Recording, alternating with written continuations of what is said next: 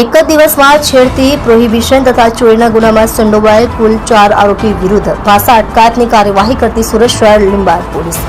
મહેરબાન police commissioner Shri Anupamsinh Gehlot સાહેબ તથા ખાસ પોલીસ કમિશનર સાહેબ શ્રી સેક્ટર 1 તથા નાયબ પોલીસ કમિશનર સાહેબ શ્રી ઝોન 2 તથા મદદનીશ પોલીસ કમિશનર સાહેબ શ્રી ડી ડિવિઝન નાઓએ શરીર સંબંધી, મિલકત સંબંધી, પ્રોહિબિશન સંબંધી તેમજ મહિલાઓ સાથે છેડતી કરતા તેમજ આવા ગુનાઓ કરવાની ટેવવાળા ઇસમોને ગુનો કરતા અટકાવવા અને ગુનાઓ પર અંકુશ રહે તે સારું પકડાયેલા ઇસમો વિરુદ્ધ પાસા દરખાસ્ત કરવા સારું જરૂરી સૂચના આપેલ હોય,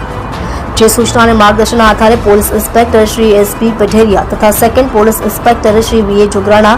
લીંબાયત પોલીસ સ્ટેશન સુરત શહેર તથા સર્વેલન્સ પોલીસ સબ ઇન્સ્પેક્ટર જીવી દિહોરા નાઓએ આવા ઇસમો વિરુદ્ધમાં પાસા દરખાસ્ત તૈયાર કરી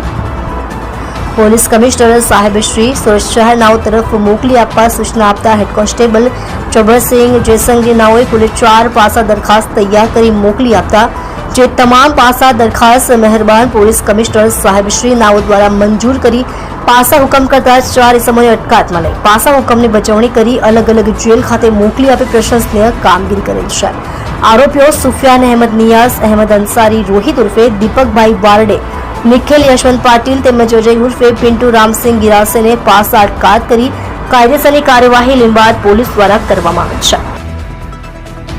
તમે જોઈ રહ્યા છો SD ન્યૂઝ ચેનલ ફેઝર શેખની સાથે.